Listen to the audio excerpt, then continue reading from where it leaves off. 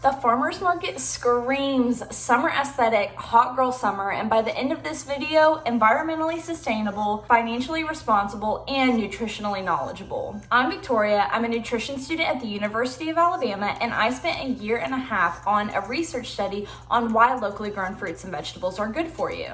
In this video, I'm going to show with science-backed research why purchasing and consuming these fruits and vegetables is going to be the best decision you make this summer for your wallet, your health, and your community. Now first, let's talk about the logistics of locally grown fruits and vegetables. If they're locally grown, then that means that they're traveling a very short distance to get to you. And because of this short distance, that means that they can be picked just days before you actually buy them and consume them. Now, what if I told you that these travel logistics alone are the reason that these fruits and vegetables are going to be healthier for you, better for the environment, and less expensive? So first, let's talk about the health benefits and why these fruits and vegetables are actually healthier for you. So it's been established that fruits and vegetables are at their peak nutritional value, which basically just means that they have the most antioxidants, vitamins, and minerals when they're picked off the plant. And after a fruit and vegetable is picked, the nutritional value of that fruit or vegetable can decline over time. This means that going to the farmer's market and getting food that's likely just been picked, and you can always ask them when it was actually harvested, you'll be getting fruits and vegetables that likely have a far better nutritional quality than those that are just sitting out on the shelves in the grocery store. Especially if you see anything that says a label like from California or from Kentucky, or basically just a state that you're not from. And me being from Alabama, if I see anything that far away, I know that it probably was sitting on a truck for days and days and days. Like, imagine this scenario. You have picked an apple off the plant, okay? Now that apple is going to be gathered with all the other apples in the field, and it's going to have the wax coating and the sticker put on it. After all of that, it's going to be loaded onto a truck with all the other apples, and then that truck driver is going to have to drive that truck of apples across state lines over days and days and days. And after that, those apples just get unloaded into a storage room at the grocery store to then be sorted and put back on the shelves whenever they actually need to be restocked. That is a lot of time for those fruits and vegetables to drop in nutritional value, while when you go and buy fruits and vegetables from the farmer's market, you're almost guaranteed that they're gonna have a higher nutritional value and they're gonna taste better too. Now, I don't wanna knock grocery store produce altogether, especially if you don't have a farmer's market near you, because eating any types of fruits or vegetables is much better than not eating any at all. Getting fruits and vegetables in your diet is essential, especially because our dietary guidelines for Americans say that half of our plate at each meal should be fruits and vegetables. Now, let me break down some facts that will help you if both you have a local farmer's market near you, if you don't, if you're trying to be on a budget, or if you really like shopping at the grocery store and don't want to make another stop. First of all, the produce sold at the farmer's market will almost always be in season. And in season basically means that throughout the year, different types of crops prosper at different points in different states. So this can vary based on where you live of what's going to be popular in your area. For example, I can only really get really good strawberries and really good peaches during the summertime here in Alabama. Now, on the other hand, you'll notice that grocery stores often carry the same produce year long, and all different types of produce at that. Now, if you don't have a local farmer's market, but you still want to eat in-season produce, you can. If you simply look up your state and the month that you're in, you can see what fruits and vegetables are actually in season at that time, and chances are, if you buy those from the grocery store, those are still going to have a higher nutritional value than the other ones around it. If you think about a business of a store, like a big grocery store, it's going to be cheaper to get produce that is very close, so it's a less expensive delivery value. And then also, that produce is going to be grown so much more abundantly near where the grocery store is because it's in season in that state and in that area. This means that throughout the year, grocery stores are probably going to be changing up their vendors, and they're going to be getting things from different places, and during each season, they will likely be buying from whatever's closest and whatever makes most sense. Any winter produce that they have right now, they're probably having to ship in from much farther away, and it's going to be much harder to get it here in a quicker amount of time to keep that nutritional value. And a great resource to see what produce is being grown in your state right now is the Seasonal Food Guide, and I'm going to link it below in the description. It's super easy to use, it's user friendly, and I promise it will make it so much easier when you're trying to plan your menu and your meals around what's actually growing right now. Now, the second thing that I want to note here is that buying frozen fruits and vegetables is a great alternative to buying either locally grown or things that are actually in season. For some reason, I feel like there's some kind of stigma around frozen fruits and vegetables, and maybe that's because they're near the pre-made meals that are high in sodium, or the freezer section just, I guess, doesn't seem fresh.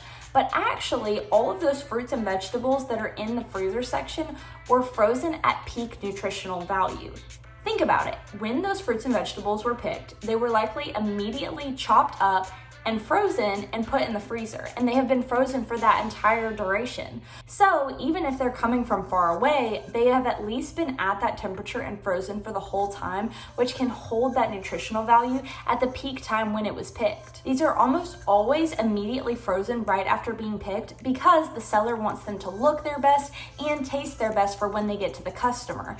And simultaneously, this is going to make it have great nutritional value as well. This is also a really good alternative if you're really trying to save money, or you're really low on time, or you don't cook all that often, because often the frozen fruits and vegetables don't cost as much and they last for a lot longer in your freezer.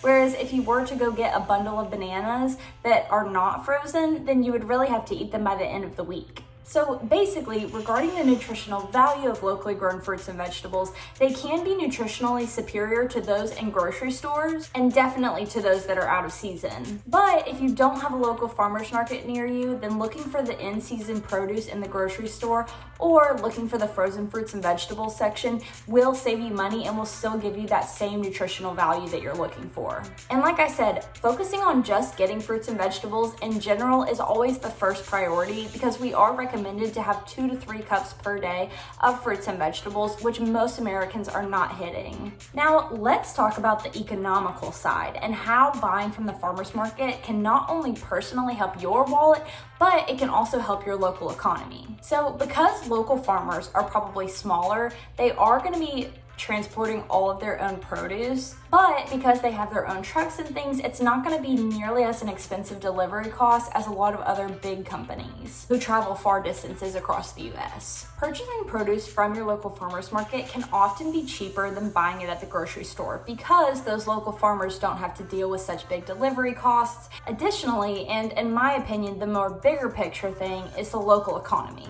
When you're buying your produce from farmers instead of big grocers, it can turn that money back around into the economy and allow those farmers to keep growing and selling their crops, which then in turn helps your town, helps your community, and really builds a lot of engagement with each other and can aid in the prosperity of the community. By buying your produce from your local farmers instead of the big grocery corporations, you're allowing that money to go directly back into your community that can then support local farmers, local businesses, and create more jobs, as well as help those farmers sustain their business and create more produce for the next year.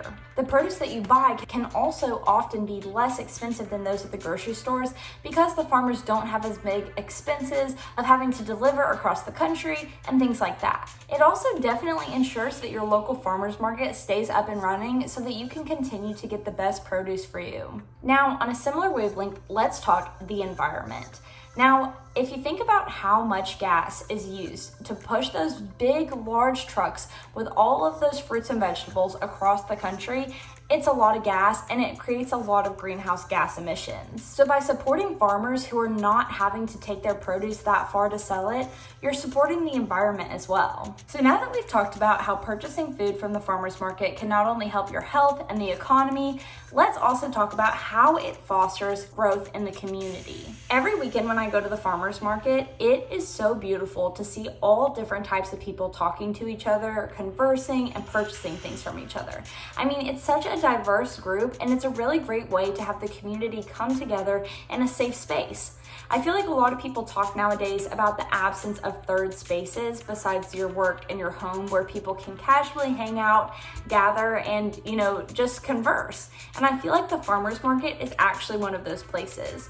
Especially in Tuscaloosa, we've recently started having these food trucks come. We have tables for people to sit where people can come all morning. Our farmer's market is also located along the Riverwalk, which is a really gorgeous walkway where people can ride their bikes, they can walk, run, jog, and so people will go for the morning and they'll go on a walk and come back, they'll eat their lunch, and then they'll go shopping in the farmer's market for the breads that people have spent such a hard time making. They'll buy the produce that the farmers have brought, and they'll talk to each other and meet new people, and it's really an awesome thing to see.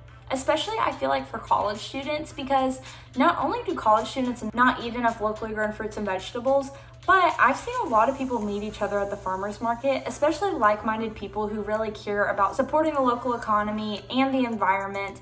And relationships can really foster and grow through meeting each other through these mutual gatherings. So if you've never been to your local farmer's market before, I really encourage you to give it a try, because you never know what you're gonna find. You might make some friends, you might find some farmers with some really great recipes, because I know personally when I buy in-season produce, I love to ask the farmers what recipes they make with them, because some of them have some really awesome recipes on hand of how they like to bake their carrots or exactly what dish they like to put their root vegetables in. And it's honestly a great conversation topic with people who are so passionate about the things that they grow. So next time you're making your grocery list, save those fruits and vegetables to be bought at the farmer's market. Maybe you'll meet some people, maybe you'll have some great conversations, and hopefully you'll get some yummy, delicious fruits and vegetables, because I'll tell you that nothing tastes better than getting something that's freshly picked. I hope you're all having a wonderful summer, and I hope that you really liked this video. I love the farmer's market, and I hope that you love yours too. This is your reminder to go support, go do something fun and different this summer, and try something new for yourself.